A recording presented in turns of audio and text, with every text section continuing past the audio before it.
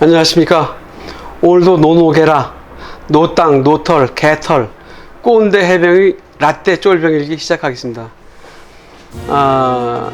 해병대의 주축은 어찌됐건 인원이 제일 많다 보니까 명령은 위에서 하지만 실행은 저 밑에 해병들이 합니다.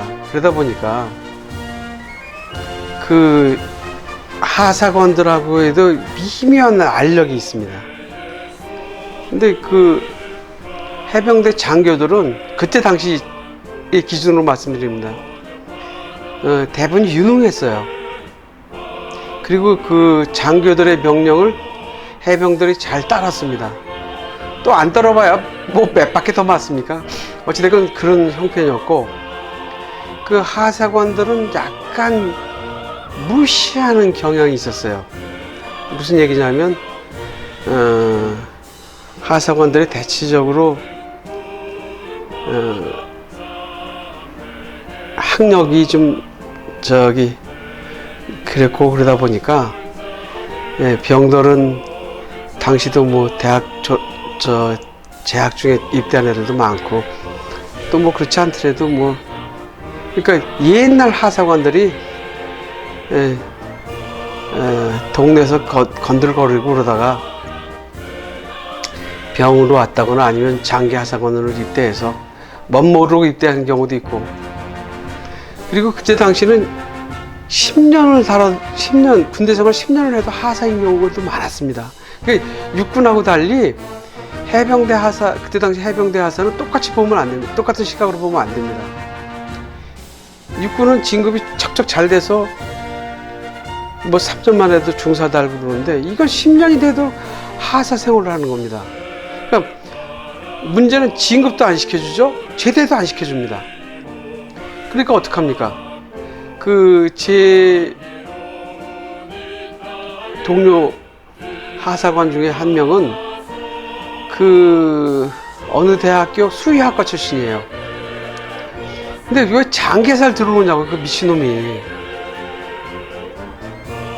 그러니까 제대도 안 시켜주죠, 진급도 안 시켜주죠.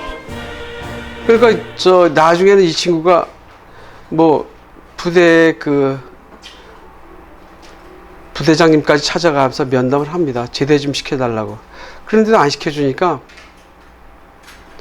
나중에는 그때 당시 해군본부, 대방동 해군본부로 찾아가서 그 인사 담당 책임자를 만나서 제대시켜달라 부탁을 하러 갔더니 똑같은 대답이죠. 안 된다. 그럼 제대할 수 있는 방법 없느냐? 부적격자로 처리하면 할 수 있다. 여기서 중요한 건 부적격자예요. 군대 생활을 할 수 없는 자이기 때문에 제대시킨다. 일종의 불명예 제대시키겠다는 거죠. 그러니까 그 친구가 그래도 좋다. 나 부적격자 판정 내려서 불명예 제대시켜달라. 그렇게 해서 제대를 했어요.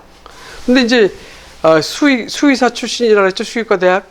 그런데 그 사람은 부적격자 판정을 받아서 나가도 수의사를 하면 되니까 아무런 문제가 없어요. 그러나 일반 보통 사람들, 회사에 취직을 하거나 그렇게 해서 먹고 살아야 될 사람들한테 부적격자라고 하면 죄송합니다. 부적격자를 하면 취직이 안 되는 거예요. 그러니까 군대 생활도 제대로 할 수가 없다 그래서 부적격자 판정받아서 나온 사람은 세상에 누구도 써줄 사람이 없는 거죠. 그렇게 해서 이제 부적격자 판정을 받아서 제대를 하고 나가면서 얼마나 표정이 밝은지, 용인 쪽에 어디 사는 사람이었는데 지금 수의사 잘하고 있는지 모르겠습니다. 근데 문제는 쪼를 하사들이 문제예요. 쪼를 하사라고 하면 하사관 학교 졸업하고 뭐 후반기 교육 받고 그래고서 초임지로 발령받아 갖고 온 친구들. 그러니까 종합 뭐 하사관 학교에서부터 기간은 한 6개월 정도 지났지만 병들은 실무 경험이 있고 그네들은 실무 경험이 전혀 없잖아요. 이론적으로는 알았을지 모르지만 그 갈등 같은 걸 겪어보지는 못했잖아요. 근데 그 하사관들을 갖다가 병 고참 정도 되면 쫄아사는 상대도 안 합니다. 그럼 누가 쫄아사를 상대하냐면 2등병하고 1등병이 상대를 해주죠. 그러니까 자기는 계급이 하사인데 1등병이나 2등병이 맘먹으려고 하더니 환장하죠. 에? 군대인데 계급이 내가 높은데. 근데 인정을 솔직히 안 해줍니다. 어떻게 또 그 쫄아사를 갖다가 길들이느냐 하면, 급식, 배식을 할 때 딱 보고서 쫄아사면 밥을 깎아서 줍니다. 밥그릇이 이렇게 있으면 이렇게 얹어서 주는 게 아니라 그릇에 맞춰서 딱 쳐서 주는 거죠. 근데 그때 당시 쫄병이나 쫄하사는 늘 배가 고픕니다. 근데 깎아서 주고, 그러니까 정량을 잘 안 주는 겁니다. 배식은 이제 저 쫄병인들이 하니까 배식하면서 작게 주고, 국도 작게 주고, 뭐 반찬도 작게 주고, 뭐 고참 하사 같으면 예를 들어서 고깃국이 나오면 밑에서 퍼주는데 쫄아사면 위에서 퍼줍니다. 그럼 어떻게 되죠? 고기는 하나도 안 뜨고 저 기름만 뜨는 거예요. 그런 식으로 이제 고통을 주는데, 그 정도만 고통이 아니라 명령도 듣지 않습니다. 지시도 듣지 않습니다. 그러다 보니까 그 고참 해병에게 부탁을 해야 됩니다. 이거 이렇게 해야 된다. 이렇게 해야 된다면 그 고참이 지시를 내렸을 때 움직이지, 그 쫄하사가 지시하면 얼굴만 쳐다보고 웃고 있습니다. 근데 이제 얘도 이제 군대 생활에서 2년 정도 지나면 그때는 좀 어느 정도 되지만, 그러니까 쫄하사 시절은 밑에서 치 올립니다. 그리고 고참 하사들도 그 쫄하사 애환을 분명히 알면서도 그 쫄하사한테 과도한 지시나 명령을 합니다. 그러면 밑에 해병들이 받아줘야 되는데 안 받아줍니다. 그러다 보니까 제일 외롭고 고통스러운 게 쫄하사예요. 그러니까 자살을 시도하는 게 쫄하사가 제일 많습니다.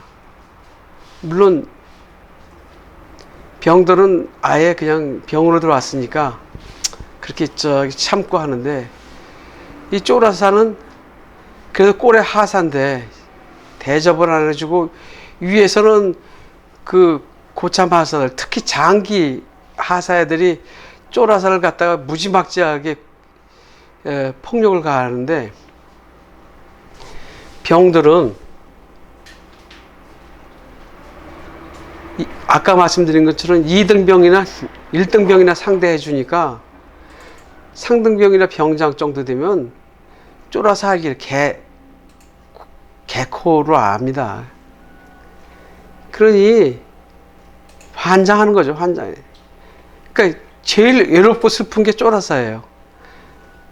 뭐 해병 2등병으로 온 애들은 워낙 그런 거니까 참고 하지만, 쫄아서만은 제가 쫄병 생활하면서 빨래 다 해줬다 그랬죠. 그때 당시 하사건은 안 해줍니다. 제 위에 병장까지 해주는 거지 하사는 안 해줘요. 얼마나 불편하겠습니까? 그러다 보니까 어느 하루는 수송대에 있는 쫄하사가 M16 소총으로 자기 배에다 대고 쐈습니다. 어떻게 쐈는지 모르지만 하여간에 그 발가락을 걸어서 쐈는지 어떻게 쐈는지. 근데 유감스럽게도 그때 그 쏜 실단 하나가 사격장에 가서 사격을 하고 나면 탄피를 일부러 그 선임하사가 하나 감춥니다. 사격하고 나면 한동안 아주 그냥 사격하는 게 문제가 아니고 탄피 찾는데 샅샅이 뒤집니다. 그래도 안 나오죠. 그러면 나중에 지가 감췄던 거 슬며시 빼놓고 여기 있었네 하면서 하는데, 그 하사에는 왜 자살을 시도했냐면, 그때 당시 탄피 하나가 없는 겁니다. 그러니까 사격을 하면 하사군 뭐고 다 같이 사격을 하니까 이 녀석이 실탄 하나를 감춘 거예요. 그래서 사격이 끝난 후에 탄피 찾으니까 딱 한 발이 모자라요. 거기서 뭐 탄피 찾냐고 온갖 개지랄 다 떨게 만들고 나서 못 찾으니까, 그때 옆중대에 실탄 하나를 얻어갖고 실탄을 탄두 부분을 이렇게 눌러서 흔들흔들 하면 이게 빠집니다. 그때 그 탄피 하나 갖다 주고 여기 있습니다, 여기 찾았습니다 했는데 아마 그때 숨겼던 것 같아요. 그러지 않고도 또 실탄은 경계 근무 나가 그럴 때 언제든지 구하려고 들면 구할 수 있습니다. 그때 당시 그 서해 5개 도서, 그게 특히 이제 주민들 접촉이 많은 백령도, 대청도, 연평도, 소청도, 모두는 민간이 살지 않는 섬이니까 거기는 늘 뭐 마을이래 봐야 부대하고 경계가 없습니다. 섬 자체가 다 부대고 부대 자체가 마을이고 그러다 보니까, 근데 자기 근무지를 떠나면 늘 단독 무장을 하고 떠납니다. 철모 쓰고 총 메고. 그러던 게 이제 88 올림픽 때인가 그때부터 아마 주민 예지인들에게 혐오감을 줄 수 있다 그래서 무장을 못하게 하고 나갔는데, 그때 당시에는 이제 어느 정도 병력만 이동하면 꼭 실탄도 그 탄통이 있죠? 그 녹색 탄통 거기다가 담아서 다니고 그러던 시절이었기 때문에 총알을 훔치려고 하면 누구든지 훔칠 수 있습니다.